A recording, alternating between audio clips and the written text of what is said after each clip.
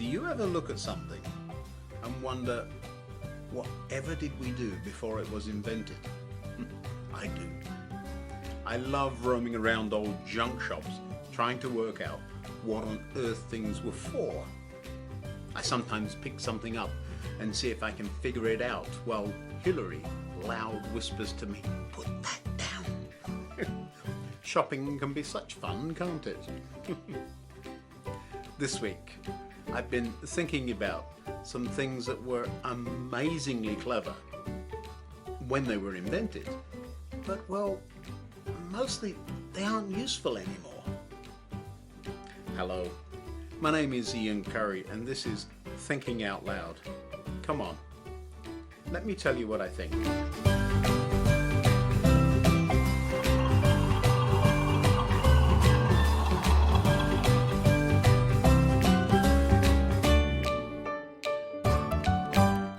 This week I've been very busy sorting through a pile of stuff in our basement.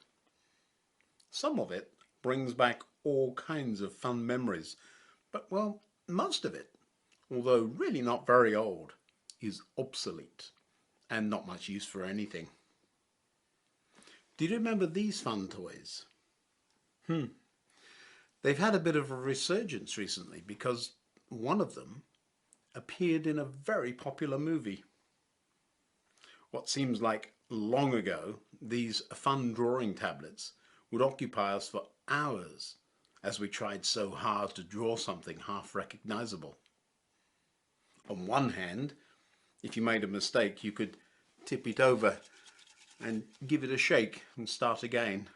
But on the other, it could take ages to make a nice picture only to make a mistake and ruin it at the last minute. I remember them being much bigger than this.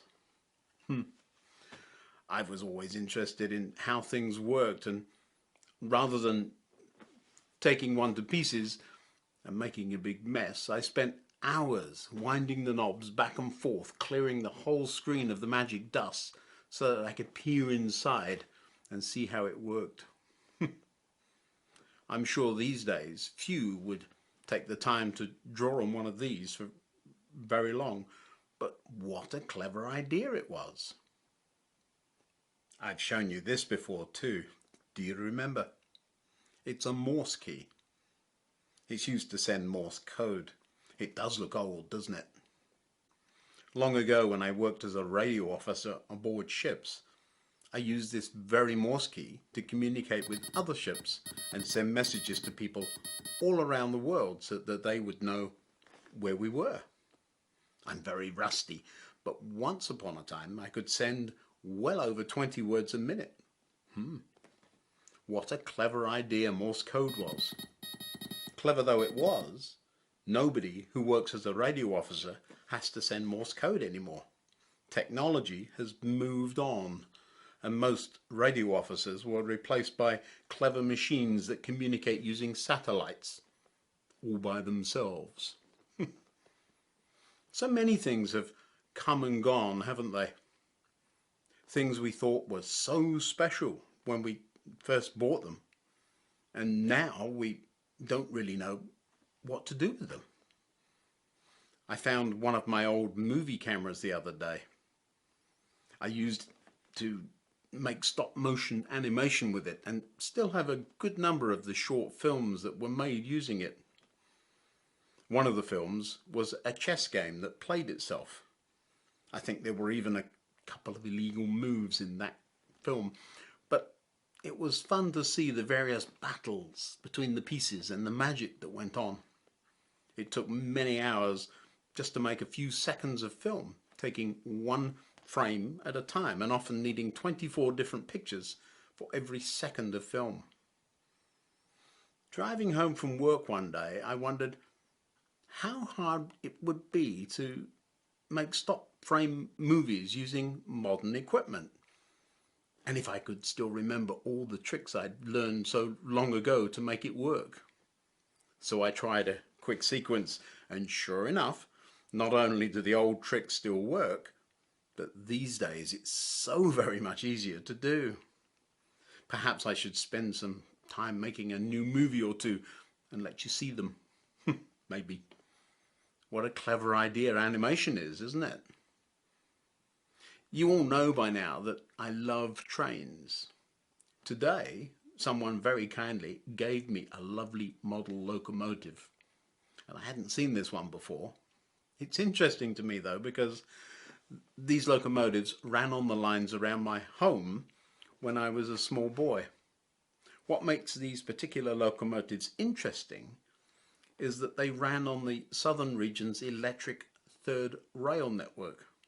Let me explain. You may remember me telling you about travelling to school on one of these electric trains.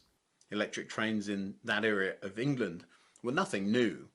The first were in regular use almost exactly 100 years ago. Amazing, right? They're clean and efficient in comparison to the dirty but lovely steam trains they replaced. Well, almost replaced. You see, there was a problem, because in the southeast of England, many roads cross the railway. There are a lot of level crossings. Here in America, they're sometimes called grade crossings. The issue is that you can't have electric rails running across a road, or there would be a real danger of anyone crossing the tracks getting fried.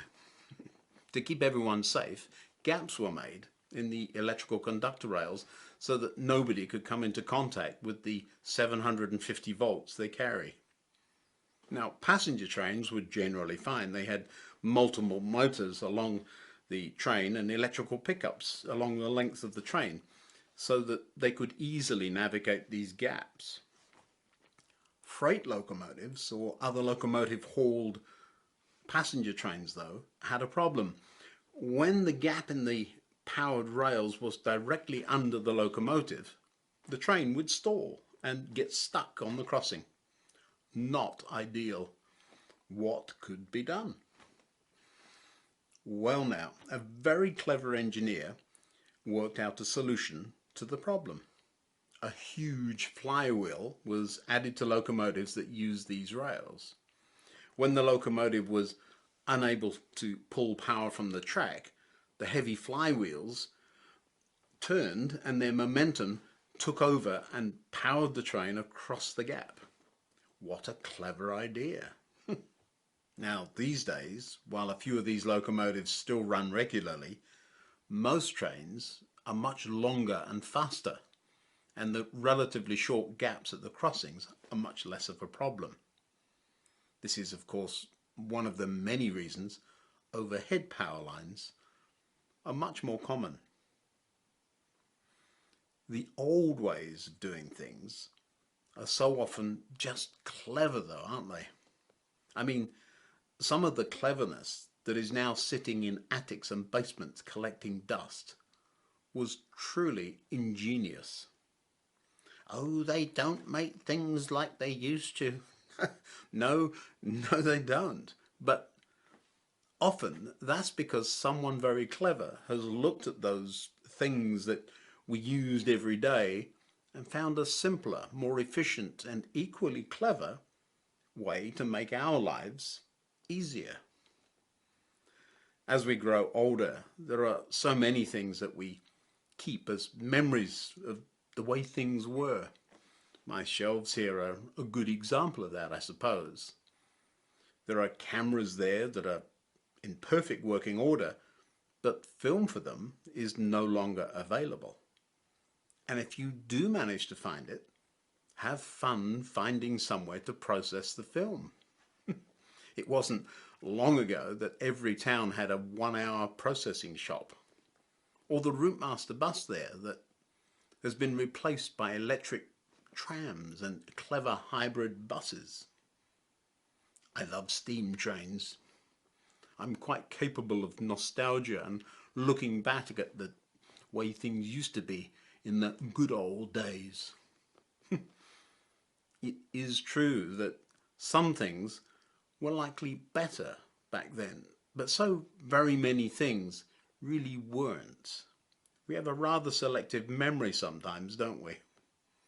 In reality, steam trains did solve a problem, and while the basic principles are stupidly simple, The clever ways those engineering principles were applied are fascinating.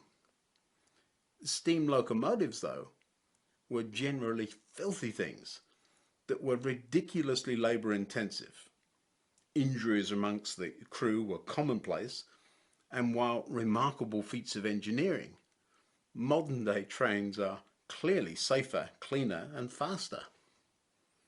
The holding on to the past that we do is perhaps more to do with recognizing things, liking what we know, being a little apprehensive about the future perhaps, than really wanting to go back to the past, however attractive we might make it sound.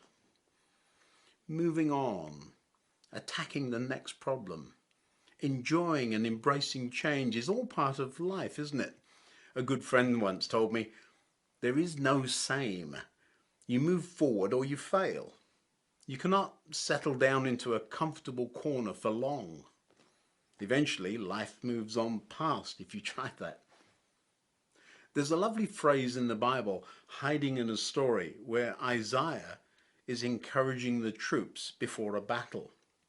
He recounts how God has helped them leave Egypt and move through the land while being pursued by a huge army. Despite this, a lot of the people who had been led out of slavery and oppression under a brutal regime kinda missed the land they knew. There was something of a yearning for the good old days, even though in reality they weren't so good at all. God has to remind them of a few things.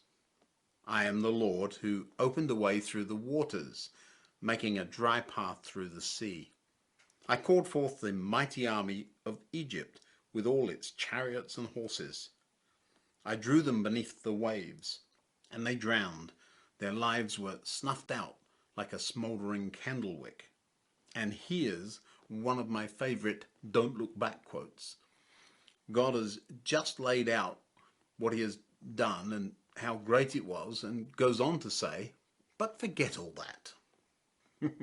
I love it. All that campfire storytelling material, all that good old days stuff, and then, but forget all that. It is nothing compared to what I am going to do, for I am about to do something new. See, I've already begun. Do you not see it? I will make a pathway through the wilderness. I will create rivers in the dry wasteland. Ooh, sounds exciting, doesn't it? But I still like steam trains. Now, there's nothing wrong with enjoying the past, thinking back on lovely memories, remembering the hard work it was, achieving something or other perhaps. But it's vital too that we remember to press on, looking to the future. God's path for us is by far the best.